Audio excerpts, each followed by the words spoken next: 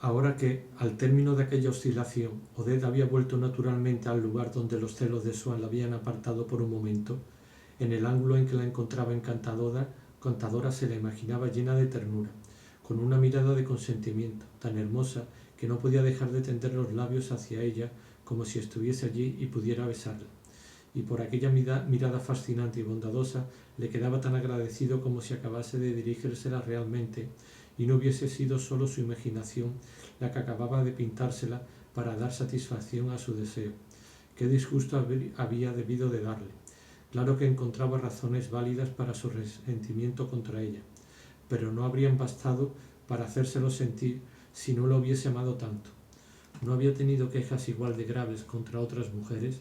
a las que hoy, sin embargo, de buena gana hubiera hecho un favor, desde el momento en que, habiendo dejado de amarla, ya no sentía rencor alguno contra ellas. Si alguna vez un día estuviera que encontrarse respecto a Odette en el mismo estado de indiferencia, comprendería que solo sus celos le habían hecho ver algo atroz e imperdonable en aquel deseo tan natural en el fondo, fruto de un resto de infantilismo y también de cierta delicadeza del alma, de poder corresponder a su vez, puesto que se presentaba la ocasión, a las atenciones de los Verduri y hacer de anfitriona. Volvía a este punto de vista, opuesto al de su amor y de sus celos, y en el que se situaba a veces por una especie de equidad intelectual y para dar cabida a distintas probabilidades,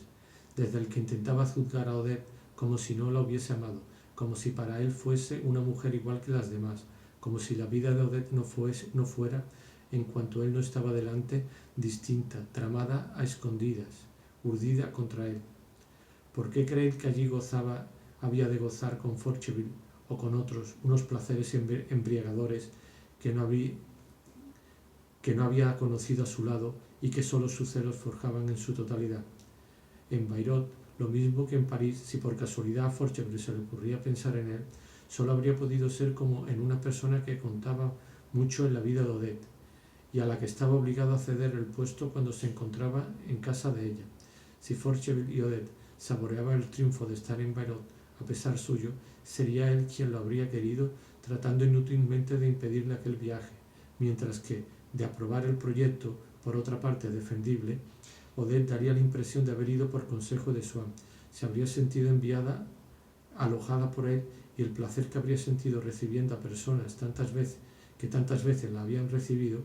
debería agradecérselo a Swann. Y si, en lugar de ser enfadada con él, sin haber vuelto a verlo, le enviaba aquel dinero, si la animaba a ese viaje y procuraba hacérselo agradable, Odette correría a su lado feliz, agradecida, y él disfrutaría de aquella alegría de verla que no había saboreado desde hacía una semana y que nada podía reemplazar, porque en cuanto Sam lograba imaginársela sin horror, volvía a ver la bondad en su sonrisa y los celos dejaban de añadir al amor el deseo de quitársela a cualquier otro. Ese amor se volvía sobre todo un gusto por las sensaciones que le daba la persona de Odette, por el placer que sentía admirando como un espectáculo o interrogando como un fenómeno su manera de alzar una de sus miradas, la formación de una de sus sonrisas, la emisión de una entonación de voz. Y ese placer, distinto a todos los demás, había terminado por crearle una necesidad de Odette que sólo ella podía saciar con su presencia o sus cartas, necesidad casi desinteresada, casi tan artística y tan perversa como aquella otra que caracterizaba aquel nuevo periodo de la vida de Swann, en el que la aridez a la depresión de los años precedentes había sucedido una especie de exuberancia espiritual, sin que supiese a qué debía aquel inesperado enriquecimiento de su vida interior, más que una persona de salud delicada que, a partir de cierto instante, se fortalece, engorda y durante algún tiempo parece encaminarse hacia una curación completa. Aquella otra necesidad, que también se desarrollaba al margen del mundo real, era la de oír, la de conocer música. Así, por el propio quimismo de su enfermedad, después de haber fabricado celos con su amor, empezaba a fabricar cariño y compasión por Odette. Había vuelto a ser la Odette fascinante y buena. Sentía remordimientos por haber sido duro con ella. Deseaba que se acercase a él, pero antes quería haberle procurado alguna alegría, para ver la gratitud plasmarse en su rostro y modelar una sonrisa. Por eso Odette, segura de verlo volver al cabo de unos días, tan cariñoso y sumiso como antes, para pedirle una reconciliación, se habituaba a no tener miedo, no solo a desagradarle, sino incluso a irritarle, y cuando le resultaba cómodo le negaba los favores que él más deseaba. Quizás no sabía lo sincero que había sido con ella durante la pelea, cuando le había dicho que no le enviaría dinero y procuraría hacerle daño. Quizás tampoco sabía lo sincero que era, no con ella, sino con él mismo, en otros casos en que el interés del futuro de su relación, para demostrar a Odette que podía pasarse sin ella, que siempre seguía siendo posible una ruptura, decidía estar algún tiempo sin ir por su casa. A veces lo hacía tras varios días en que Odette no le había causado nuevos sinsabores, y sabiendo que de las próximas visitas no había de sacar grandes alegrías, sino más probablemente alguna desazón que pondría fin a la calma de que gozaba, le escribía que, por estar muy ocupado, no podría verla ninguno de los días que le había dicho, pero una carta de Odette que se cruzaba con la suya le rogaba precisamente posponer una cita. Se preguntaba entonces por qué. Las sospechas y el dolor volvían a dominarlo, y no podía mantener en el nuevo estado de agitación en que se hallaba la decisión que había tomado en el anterior estado de calma relativa. Corría a casa de Odette y exigía verla todos los días siguientes. E incluso si no era ella la primera en escribirle, si se limitaba a responder asintiendo a su ruego de una breve separación, esto bastaba para que no pudiese resistir sin verla, porque, contrariamente a los cálculos de Swann, el consentimiento de Odette le provocaba un trastorno total, como todos los que poseen una cosa, para saber qué ocurriría si por un instante dejasen de poseerla, habían eliminado aquella cosa de su mente, dejando todo lo demás en el mismo estado en que si esa cosa siguiese allí. Pero la ausencia de una cosa no es sólo eso, no es una simple falta parcial, es un desbarajuste de todo lo demás, es un estado nuevo que no puede preverse en el antiguo. Mas otras veces, por el contrario, con Odette a punto de salir de viaje, era tras una pequeña disputa elegida por Swann como pretexto cuando se decidía a no escribirle y a no verla hasta la vuelta, atribuyendo así las apariencias y solicitando los beneficios de una gran disputa que acaso ella creyese definitiva a una separación que en su mayor parte era inevitable debido al viaje y que Swann se limitaba a empezar un poco antes. Y se figuraba a Odette inquieta, afligida por no haber recibido visita ni carta alguna, y aquella imagen, calmando sus celos, la hacían más fácil desacostumbrarse a verla. A ratos, desde luego, en el rincón más remoto de la mente, donde su resolución confinaba a Odette gracias a la longitud interpuesta de 3 semanas de separación aceptada, consideraba con gusto la idea de volver a ver a Odette a su regreso, pero también con tan escasa impaciencia que empezaba a preguntarse si no duplicaría de buena gana la duración de una abstinencia tan fácil. Esta había empezado hacía 3 días solamente, tiempo mucho menor del que a veces pasaba sin ver a Odette, y sin haberlo prometido como ahora, y de pronto una leve contrariedad o un malestar físico, incitándole a considerar el momento presente como un momento excepcional, al margen de la norma, en el que la prudencia misma consentía aceptar el sosiego que aporta un placer y despedir a la voluntad hasta el útil retorno del esfuerzo, suspendía la acción de esta última, que dejaba de ejercer su presión, o, menos que eso, el recuerdo de un dato que había olvidado preguntar a Odette si había decidido de qué color quería que le repintaran el carruaje o, a propósito de ciertos títulos bursátiles, si eran acciones ordinarias o privilegiadas las que ella deseaba adquirir. Era muy bonito demostrarle que podía estar sin ella, pero si luego había que rehacer la pintura o las acciones no daban dividendos, no habría adelantado nada. Entonces, como un elástico tenso que alguien suelta, o como el aire en una máquina neumática dejada entreabierta, la idea de volver a verla volvía de improviso, desde las lejanías donde estaba confinada, al campo del presente y de las posibilidades inmediatas. Volvía sin encontrar ya resistencia, tan irresistible, por otro lado, que para Swann era mucho menos doloroso sentir acercarse uno tras otro los 15 días que debía permanecer separado de Odette, que esperar los 10 minutos necesarios para que su cochero enganchara el carruaje que iba a llevarlo a la casa de Odette, minutos que pasaban entre arrebatos de impaciencia y de alegría, acariciando 1000 veces para prodigarle su cariño, aquella idea de verla que, de modo tan repentino, cuando la quería tan lejana, se había instalado de nuevo a su lado, en lo más íntimo de su conciencia. Y es que, para esa idea, había desaparecido en Swann un obstáculo, el deseo de intentar resistirse sin tardanza, desde que se había demostrado a sí mismo, así al menos lo creía, que era capaz de hacerlo fácilmente, y tampoco veía inconveniente alguno en aplazar un ensayo de separación que ahora estaba seguro de llevar a la práctica cuando quisiese. Además, esa idea de verla otra vez volvía a su mente adornada con una novedad, una seducción y una virulencia embotadas por la costumbre, pero que había cobrado nuevo vigor en aquella privación no de 3, sino de 15 días, porque la duración de una renuncia debe calcularse por anticipado, según el plazo fijado, transformando lo que hasta entonces era un placer previsto que fácilmente se sacrifica en una felicidad inesperada contra la que no hay defensas. Regresaba, por último, embellecida por la ignorancia en que Swann estaba lo que Odette hubiese podido pensar y acaso hacer al ver que él no le había dado señales de vida, de modo que lo que iba a encontrar era la apasionante revelación de una Odette casi desconocida, mas ella, igual que había pensado que su negativa a darle el dinero solo era una finta, no veía sino un pretexto en la información que Swann acababa de pedirle sobre el carruaje que debía repintar o el título que debía comprar, porque de hecho Odette no reconstruía las diversas fases de aquellas crisis que Swann atravesaba, y en la idea de que ella se hacía no se preocupaba de componer su mecanismo, limitándose a creer en lo que sabía de antemano, en la necesaria, infalible y siempre idéntica conclusión, idea incompleta, acaso más profunda por eso si se la juzga desde el punto de vista de Swann, quien ciertamente se sentía incomprendido por Odette, lo mismo que un morfinómano o un tuberculoso, convencido de haber sido bloqueados, el primero por su deseo extremo en el momento en que iba a liberarse de su inveterado hábito, el otro por una indisposición accidental en el momento en que por fin estaba a punto de curarse. Se sienten incomprendidos por el médico, que no atribuye la misma importancia que ellos a esas presuntas contingencias, simples disfraces según él,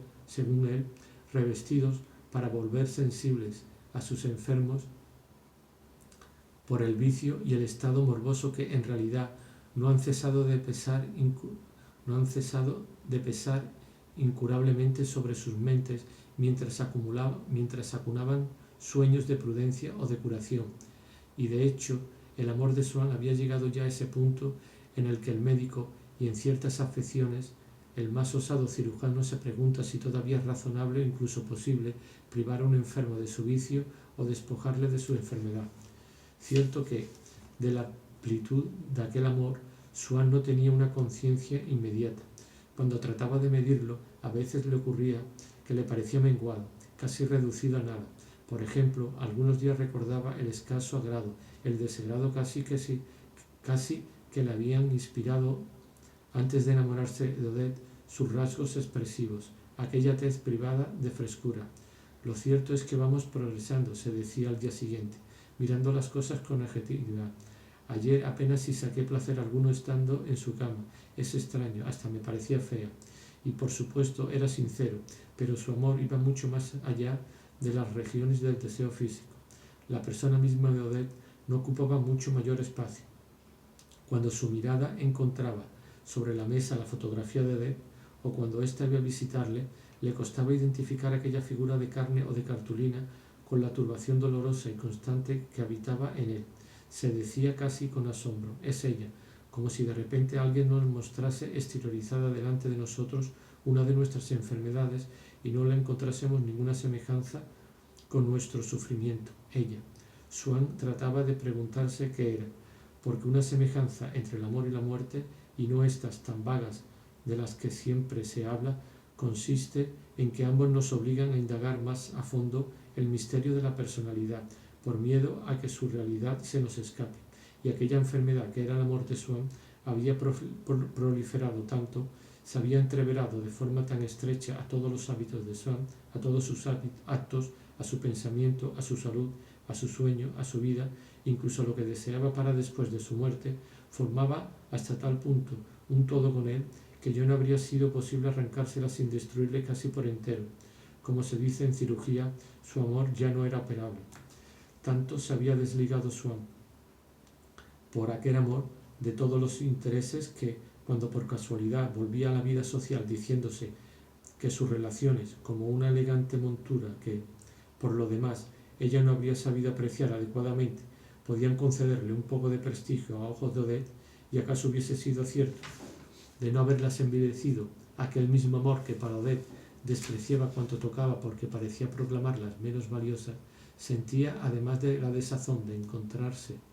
en lugares y entre gentes que ella no conocía, el placer desinteresado que habría sacado de una novela o de un cuadro en los que estuvieran reflejadas las diversiones de una clase ociosa, lo mismo que en casa se complacía contemplando el funcionamiento de su propia vida doméstica, la elegancia del guardarropa y de su librea, la excelente colocación de sus valores de bolsa, igual que leyendo en Saint-Simon, uno de sus autores favoritos, la mecánica de los días, el menú de las comidas de Madame de Maintenon,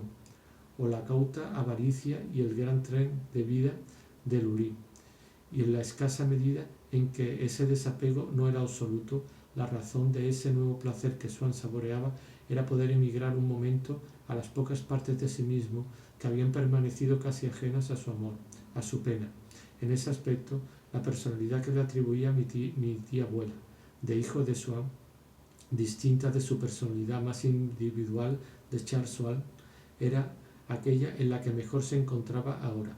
Un día en que, por motivo del cumpleaños de la princesa de Parma, y porque ésta indirectamente no podía hacer a menudo favores a Odette,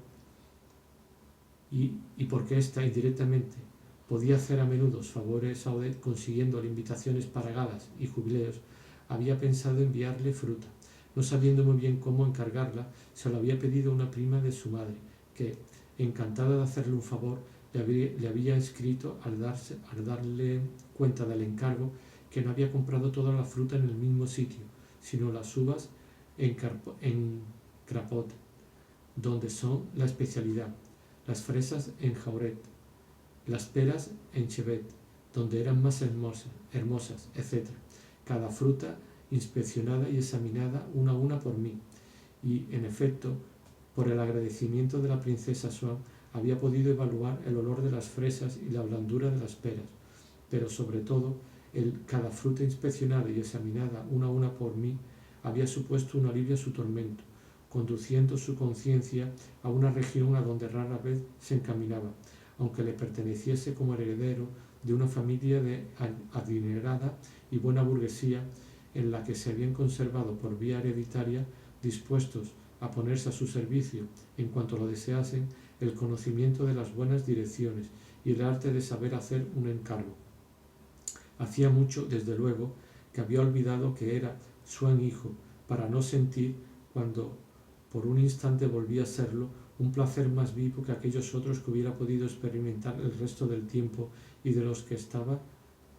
hastiado. Y si la amabilidad de los burgueses, para quienes seguía siendo eso sobre todo, era menos viva respecto a la de la aristocracia, pero más halagüeña por otra parte, porque en ellos al menos nunca se separaba de la estima, una carta de una Alteza Real, por lo menos por más diversiones principescas que le produjese, no podía resultarle tan agradable como otra en que le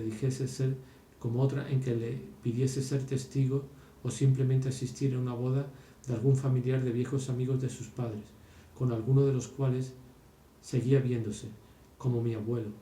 que el año anterior lo había invitado a la boda de mi madre, mientras otros apenas lo conocían personalmente, pero se creían obligados a rendir deberes de cortesía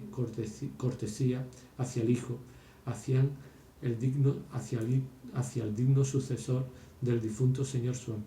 Pero, gracias a la intimidad ya antigua que había entre ellos, las gentes de la buena sociedad también formaban parte en cierta medida de su casa, de su ambiente doméstico y de su familia.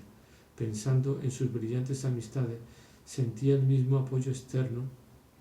el mismo bienestar que cuando miraba las hermosas tierras, la bella argentería, la rica mantelería que había heredado de los suyos, y la idea de que, si se desplomaba en casa víctima de un ataque, su ayuda de cámara correría con toda naturalidad en busca del duque de Chartres, del príncipe de Reus, del duque de Luxemburgo y del barón de Charles. Le aportaba el mismo consuelo que a nuestra vieja Françoise saber que sería enterrada entre las finas sábanas de su propiedad, marcadas sin remiendos o remendadas con tanta delicadeza que únicamente inspiraba una idea más alta de la diligencia de la costurera, mortaja cuya frecuente imagen evocaba con cierta satisfacción, si no de bienestar, al menos de amor propio. Pero sobre todo, como en todas aquellas acciones suyas y pensamientos que se referían a Odette, Swann estaba constantemente dominado y dirigido por la inconfesada sensación de ser, tal vez para ella, si no menos querido, si menos agradable de ver que cualquier otro, que el fiel más pelma de los Verduri, cuando se trasladaba a un ambiente donde era el hombre exquisito por excelencia que procuraban atraer a cualquier precio, que lamentaban no ver. Volvía a creer en la excelencia de una vida más feliz y casi sentir apetito por ella, como le ocurre a un enfermo que en cama hace meses y a dieta encuentra en un periódico el menú de un almuerzo oficial o el anuncio de un crucero por Sicilia. Si se veía obligado a presentar excusa a la gente del mundo por no ir a visitarlo, con Odette trataba de excusarse por visitarla, y eso que pagaba esas visitas, preguntándose a fin de mes, a poco que hubiese abusado de su paciencia e ido a verla a menudo, si bastaba con enviarle 4000 francos, y para cada una buscaba un pretexto, llevarle un regalo, una información que ella necesitaba. Monsieur de Charlus, a quien había encontrado camino de casa de Odette y que la había obligado a acompañarle, y a falta de pretexto suplicaba a Monsieur de Charles que corriese a su casa y le dijera con naturalidad, en el curso de la conversación, que acababa de recordar que debía hablar con Swann, para terminar rogando a Odette que fuese tan amable de pedirle que pasara enseguida por su casa. Pero la mayoría de las veces Swann esperaba en vano, y Monsieur de Charles le decía por la noche que la estratagema no había resultado, de modo que, además de ausentarse ahora con frecuencia, incluso en París, cuando se quedaba, Odette le veía poco, y ella que, cuando la amaba, le decía: siempre estoy libre, ¿y qué puede importarme a mí la opinión de la gente? Ahora invocaba las conveniencias cada vez que deseaba verla o pretextaba alguna ocupación. Cuando Swann hablaba de ir a una fiesta benéfica, a la inauguración de una exposición o a un estreno en el que ella había de estar, le acusaba de querer pregonar sus relaciones, de tratarla como a una puta, hasta el punto de que, hasta intentar no verse, completamente privado de la posibilidad de encontrarse con ella, Swann, sabedor de que Odette conocía y apreciaba mucho a mi tío abuelo Adolphe, de quien también había sido amigo, fue a verlo un día a su pequeño piso de la calle de Bellechasse, para suplicarle que utilizase su influencia sobre Odette. Como ésta, siempre que hablaba de Swann de mi tío, adoptaba aires líricos diciendo: «Ah, él sí que no es como tú, qué cosa tan bella, tan grande y tan bonita es su amistad por mí. ¿No sería él quien tendría tan poca consideración como para querer presentarse conmigo en todos los lugares públicos?» Swann se sentía apurado y no sabía a qué tono debía elevarse para hablar de Odette a mi tío. Empezó afirmando la excelencia a priori de Odette, el axioma de su sobrehumanidad seráfica, la revelación de sus virtudes indemostrables cuya noción no podía derivar de la experiencia. «Quiero hablar con usted, como sabe, Odette es una mujer que está por encima de todas las mujeres, un ser adorable, un ángel, pero ya sabe cómo es la vida de París. No todo el mundo ve a Odette a la misma luz con que la vemos usted y yo. Por eso a mucha gente le parece que estoy haciendo un papel algo ridículo. Ella no consiente siquiera que nos veamos fuera de casa, en el teatro. Como Odette tiene tanta confianza en usted, ¿no podría decirle unas palabras en mi favor? Asegurarle que exagera pensando que un saludo mío pueda perjudicarla». Mi tío aconsejó a Swann que dejase de ver a Odette durante un tiempo, que así no la querría sino más, y a Odette que permitiese a Swann encontrarse con ella donde él le agradase.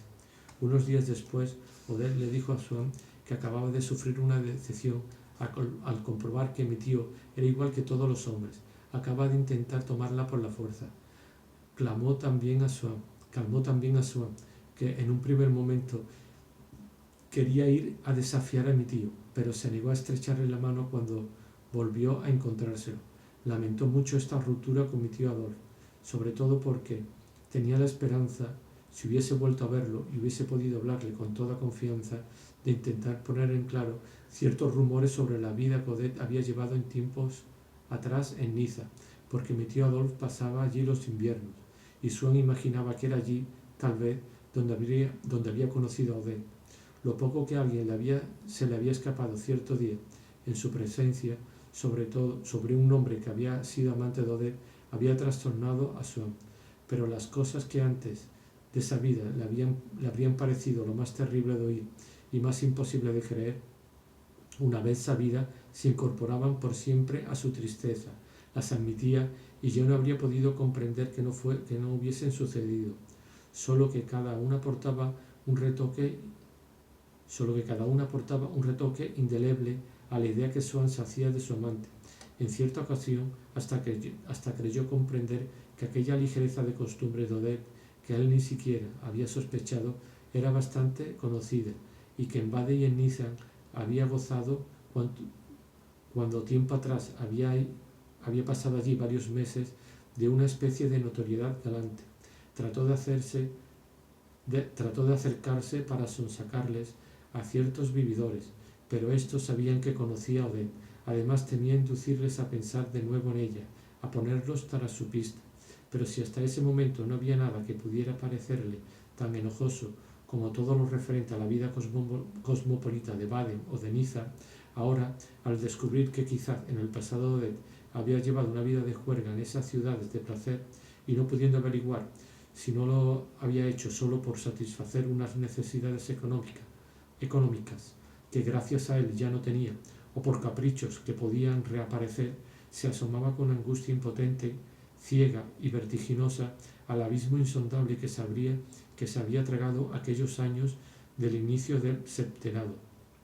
cuando los inviernos solían pasarse en el paseo de los ingleses y los veranos bajo los cirios de Baden, y encontraba en ellos una profundidad dolorosa, aunque magnífica, como la que les hubiese prestado un poeta, y en reconstruir los hechos menudos de la crónica de la Costa Azul de entonces, si hubiese podido ayudarle a comprender algo de la sonrisa o de las miradas tan honestas o sencillas sin embargo de Odette, habría puesto más pasión que el experto en estética que interroga los documentos que aún subsiste de la Florencia del siglo XV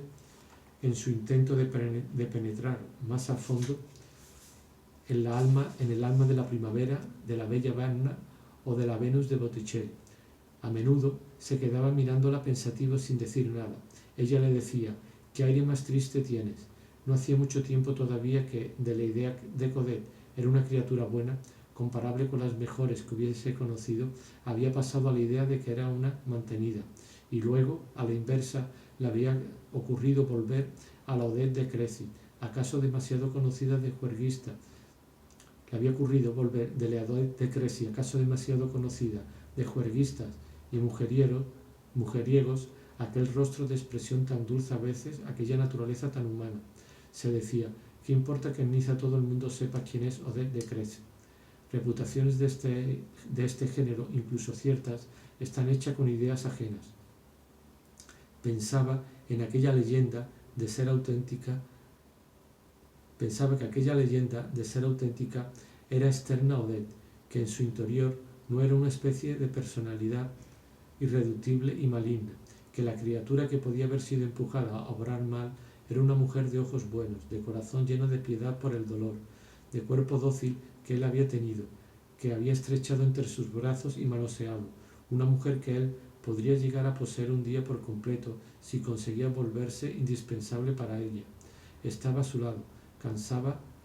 muchas veces, con el rostro momentáneamente vaciado de la expresión febril y gozosa por las cosas desconocidas que hacían sufrir a Swan. Se apartaba el pelo con las manos, la frente y la cara parecían más anchas, y entonces, de improviso, algún pensamiento simplemente humano, algún sentimiento bueno como los que existen en todas las criaturas cuando, en un instante de reposo o de repliegue, se abandonan a sí mismas, brotan de sus ojos como un rayo amarillo, y a tal punto todo su rostro se iluminaba como una campiña gris, cubierta de nubes que de pronto se apartan, transfigurándola en el momento del crepúsculo. La vida que en ese momento había en Odette, el fruto mismo que parecía mirar como en sueños, habría podido compartirlo Swann con ella. Ninguna agitación malsana parecía haber dejado allí residuo alguno. Por raros que se hiciesen, esos momentos no fueron inútiles. Por medio del recuerdo, Swann juntaba esas parcelas, abolía los intervalos, fundía como en oro una Odette bondadosa y serena, a la que más tarde hizo, como se verá en la segunda parte de esta obra, sacrificios que la otra Odette nunca hubiese conseguido. Pero qué raros eran esos momentos y qué poco la veía ahora. Incluso para sus citas nocturnas, hasta el último minuto no le decía si podría concedérselas, porque, contando con que siempre la encontraría libre, primero parecía estar segura de que nadie más le propondría visitarla. Alegaba que se veía obligada a esperar una respuesta de la mayor importancia para ella, e incluso si, después de haber hecho venir a Swann, unos amigos pedían a Odette, con la velada ya empezada, que se reuniese con ellos en el teatro o para cenar, daba un brinco de alegría y se arreglaba a toda prisa. A medida que avanzaba hacia su toilette, cada uno de sus movimientos acercaban a Swann al instante en que tendría que dejarla, en que ella, con impulso irresistible, huiría. Y cuando, lista al fin, zambullendo por última vez en el espejo sus miradas tensas y encendidas por la atención, se ponía un poco de carmín en los labios, se fijaba un mechón de pelo en la frente y pedía su abrigo de noche azul celeste con borlas de oro, Swann parecía tan triste que ya no podía reprimir un gesto de impaciencia y decía, «¿Así me agradeces que te haya dejado estar conmigo hasta el último minuto? Y yo que pensaba que había sido amable contigo. Bueno es saberlo para otra vez». En otras ocasiones, a riesgo de irritarla, se prometía indagar a dónde había ido. Pensaba en una alianza con Forcheville que acaso había podido informarle. Por otro lado, cuando sabían con quién pasaban o de la velada, era muy raro que no lograse encontrar entre todas sus amistades a alguien que conociese, aunque fuera de forma indirecta, al hombre con quien había salido y fácilmente podía obtener de él tal o cual información, y mientras escribía a uno de sus amigos pidiéndole que tratase de aclarar este o aquel extremo, experimentaba el deseo de haber dejado de hacerse preguntas sin respuesta y de transferir a otro la fatiga de interrogar. Verdad es que Swann no adelantaba mucho cuando conseguía ciertas informaciones. Saber no siempre permite impedir, pero cuando menos las cosas que sabemos las tenemos, si no entre nuestras manos, al menos en el pensamiento, donde las disponemos a nuestro gusto, y eso nos da la ilusión de una especie de poder sobre ella. Era feliz siempre que Monsieur de Charles estaba con Odette. Entre Monsieur de Charles y ella, Swann sabía que no podía ocurrir nada, que cuando Monsieur de Charles salía con ella, era por amistad con él, y que no pondría dificultad alguna en contarle lo que Odette había hecho. En ocasiones, Odette le había declarado a Swann de forma tan categórica que le resultaba imposible verlo. Determinada noche parecía tener tanto interés en una salida que Swann prestaba auténtica importancia al hecho de que Monsieur de Charles estuviese libre para acompañarla. Al día siguiente, sin atreverse a hacer demasiadas preguntas a Monsieur de Charles, le obligaba, fingiendo no comprender bien las primeras respuestas, a darle más noticia, y tras cada una de ellas sentía mayor alivio, porque no tardaba en darse cuenta de que Odette había pasado la noche con los placeres más inocentes. ¿Cómo, mi pequeño Memé? No lo comprendo. Cuando salieron de casa, ¿no fueron ustedes al Museo Grévy? O sea que antes fueron a otra parte, ¿verdad? Qué gracioso. No puede hacerse una idea de cuánto me divierte, mi pequeño Memé. Vaya una ocurrencia irse luego al Chat Noir. Seguro que salió de ella. No, de usted, curioso. Después de todo, no es mala idea. Seguro que ella conocía allí a mucha gente. No, no habló con nadie. Es extraordinario. Entonces estuvieron allí los dos solos, completamente solos. Me parece estar viendo la escena. Qué amable es usted, querido Memé. Le aprecio mucho. Swann se sentía aliviado. Para él, a quien más de una vez, hablando con personas indiferentes a las que apenas escuchaba, le había ocurrido oír ciertas frases. Por ejemplo, esta: ayer vi a Madame de Cressy, estaba con un señor que no conozco. Frases que en el corazón de Swann pasaban inmediatamente al estado sólido. Se endurecían como una incrustación, lo desgarraban, y ya no se iban de allí. Qué dulces eran en cambio estas palabras. No conocía a nadie, no habló con nadie. Con qué facilidad circulaban dentro de él, qué fluidas, fáciles y respirables eran. Y sin embargo, al cabo de un instante se decía que Odette debía de encontrarle muy aburrido para preferir semejantes placeres a su compañía, y su propia insignificancia, si por un lado le tranquilizaba, por otro le causaba pena como una traición. Hasta cuando no podía saber dónde había ido ella, le habría bastado para calmar la angustia que entonces sentía y contra la que la presencia de Odette, la dulzura de estar a su lado, consistía en lo único específico que a la larga agravaba el mal, pero que al menos calmaba de momento el dolor, le habría bastado si ella le hubiese permitido quedarse en casa de Odette mientras estaba fuera, esperarla hasta la hora aquella del regreso, en cuyo sosiego habría ido a confundirse las horas que una ilusión, un maleficio le había hecho creer distintas de las otras. Pero Odette no quería. Él regresaba a su casa. De camino se esforzaba por forjar diversos proyectos. Dejaba de pensar en ella, hasta conseguir dar vueltas en su cabeza, mientras se desnudaba a ideas bastante animadas, con el corazón henchido por la esperanza de ir a ver al día siguiente alguna obra maestra. Se metía en la cama y mataba la luz, pero al prepararse para el sueño dejaba de ejercer sobre sí mismo una coacción de la que, de tan asidua como se había vuelto, ni siquiera era consciente. Y en ese mismo instante un escalofrío helado reflugía en él y se ponía a sollozar. Tampoco quería saber por qué. Se enjugaba los ojos y se decía riendo: ¡qué maravilla! Estoy volviéndome un neurópata. Luego no podía pensar sin una gran fatiga que al día siguiente tendría que recomenzar sus tentativas para averiguar qué había hecho de él y poner en juego influencias para tratar de verla.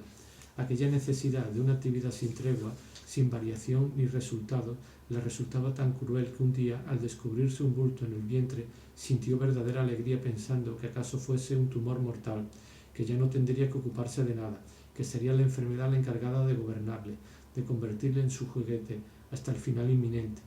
Y, de hecho, si en esa época muchas veces se le ocurrió, sin confesárselo, desear la muerte, fue por escapar no tanto de la intensidad de su sufrimiento como de la monotonía del esfuerzo. Y sin embargo, hubiese querido vivir hasta la época en que ya no la amaría, en que Odette ya no tendría razón alguna para mentirle y que al fin podría saber de sus labios si aquel día que había ido a verla por la tarde estaba o no acostada con Forcheville. A menudo la sospecha de que Odette amaba a otro le impedía durante unos días plantearse la cuestión relativa a Forcheville. Se la volvía casi indiferente, como esas formas nuevas de un mismo estado enfermizo que momentáneamente parecen habernos librado de las anteriores.